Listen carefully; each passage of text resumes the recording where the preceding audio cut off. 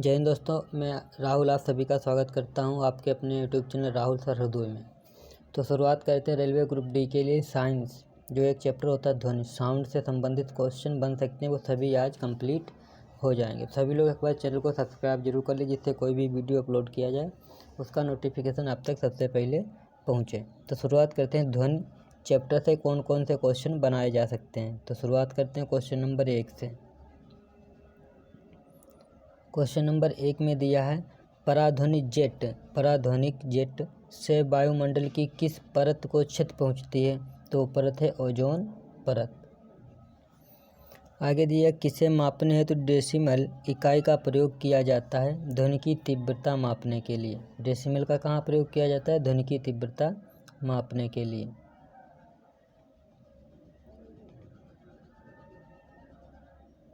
आगे ध्वनि के स्रोत व परावर्तित सतह के मध्य न्यूनतम दूरी कितनी होनी चाहिए जिससे कि प्रतिध्वनि स्पष्ट रूप से सुनाई दे सके। तो 16.5 मीटर। कितनी होनी चाहिए? 16.5 मीटर। आगे दिया है वायु में ध्वनि का वेग कितना होता है। तो 343 मीटर प्रति सेकेंड। कितना होता है? 343 मीटर प्रति सेकेंड होता है। सिनेमा घरों, बड़े सभागारों आदि में ध्वनि स्रोत बंद होने के बाद कुछ देर तक ध्वनि सुनाई देती रहती है। इसका क्या कारण होता है? तो इसका कारण होता है अनुरणन। चंद्रमा के धरातल पर दो व्यक्ति एक दूसरे की बात नहीं सुन सकते। इसका क्या कारण है? चंद्रमा में वायुमंडल नहीं होता, इसलिए कोई एक दूसरे की बात नहीं सुन सकते। आगे दिया है वह जैव पद्धति जिसमें पराश्रव्य ध्वनि का प्रयोग किया जाता है उसे कहते हैं सोनोग्राफी। दिया है विश्व स्वास्थ्य संगठन वर्ल्ड हेल्थ ऑर्गेनाइजेशन के अनुसार 45 dB की तीव्रता वाली ध्वनि मानव के लिए सबसे उपयुक्त होती है। मानव के लिए सबसे ज़्यादा उपयुक्त होती है 45 dB। आगे दिए चमगादड़ अंधेरी रातों में उड़ सकते हैं और अपना शिकार भी कर सकते हैं। इसका क्या कारण है? इसका कारण है वे पराध्वनि तरंग उत्पन्न करते हैं और उन्हीं के द्वारा निर्देशित होते हैं। आगे दिया टीवी रिमोट में किन तरंगों का प्रयोग किया जाता है। तो रेडियो तरंगों का प्रयोग किया जाता है टीवी रिमोटों में। आगे दिया ध्वनि स्रोत और तीव्रता। तो अगर हम बात करें ध्वनि साधारण बातचीत में होती 30 से 40 dB। तेज़ जो बातचीत करते हैं उनमें होती 50 से 60 dB। और तेज़ संगीत या शोर होते हैं उसमें 80 dB से अधिक होती है। पेड़ के पत्तों की सरसराहट होती है 10 से 20 dB। सायरन, पुलिस, एम्बुलेंस 110 से 120 dB तक का इसमें डेसिमल तीव्रता होती है। आगे दिया जेट विमान में होती है 140 से 150 dB। औद्योगिक यंत्र या संयंत्र या कारखाने में होती 100 से 120 dB तक। महिलाओं की आवाज़ पुरुषों की अपेक्षा तीक्ष्ण होती है क्योंकि महिलाओं की आवाज़ का तारतम्य अधिक होता है।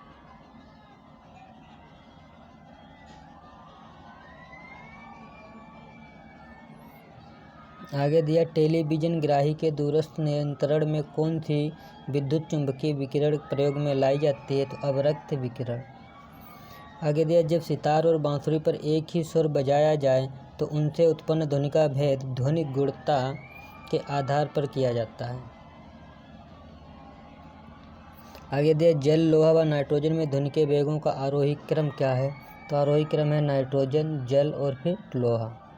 ध्वनि की चाल ठोस माध्यम में सर्वाधिक और द्रव माध्यम में उससे कम और गैसीय माध्यम में सबसे कम होती है। तो सबसे कम गैसीय माध्यम में और सबसे ज़्यादा ध्वनि की चाल कहाँ पे होती है? ठोस माध्यम में।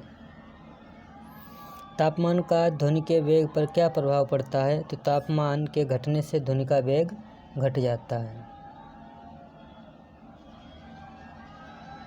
आगे दिया ध्वनि किस माध्यम से होकर नहीं गुजर सकती। तो निर्वात से होकर नहीं गुजर सकती। ध्वनि तरंग ठोस तथा गैस दोनों माध्यमों में गमन कर सकती है तथा धातु में ध्वनि का वेग सबसे अधिक होता है। किसमें? धातु में सबसे अधिक होता है। स्टेथोस्कोप किस सिद्धांत पर कार्य करता है? तो ध्वनि के परावर्तन पर। एकास्टिक्स में किसका अध्ययन किया जाता है? ध्वनि का। आगे जो है ध्वनि तरंगों में कौन सी घटना घटित नहीं हो सकती? तो ध्रुवण नहीं हो सकती। ध्वनि का तारतम्य किस पर निर्भर करता है? तो आवृत्ति पर। प्रतिध्वनि का कारण होता है ध्वनि तरंगों का परावर्तन। प्राश्रव्य तरंगों की आवृत्ति लगभग कितनी होती है? तो 20,000 हर्ट्ज से अधिक होती है। मानव द्वारा श्रव्य तरंगों की आवृत्ति कितनी होती है? 20,000 हर्ट्ज तक, 20 से 20,000 हर्ट्ज तक। प्राश्रव्य ध्वनि तरंग किसके द्वारा सुनी जा सकती हैं? तो कुत्तों एवं डॉल्फिन मछली के द्वारा।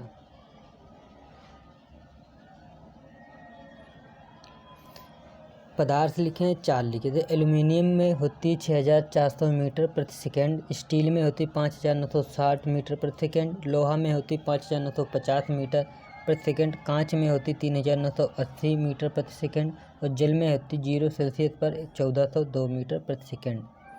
ये हो गए माध्यम ध्वनि की चाल है। आगे लिखा वायु में होती 331 मीटर प्रति सेकेंड, ऑक्सीजन में होती 316, हाइड्रोजन में होती है 1286, समुद्र जल में होती 1533 और सामान्य जल में होती 1493 मीटर प्रति सेकंड। तो ये थे साइंस में ध्वनि का जो चैप्टर है उससे संबंधित क्वेश्चन। तो सभी लोग चैनल को सब्सक्राइब कर लीजिए, आगे भी जो वीडियो अपलोड किया जाए उसका नोटिफिकेशन आप तक पहुँचे।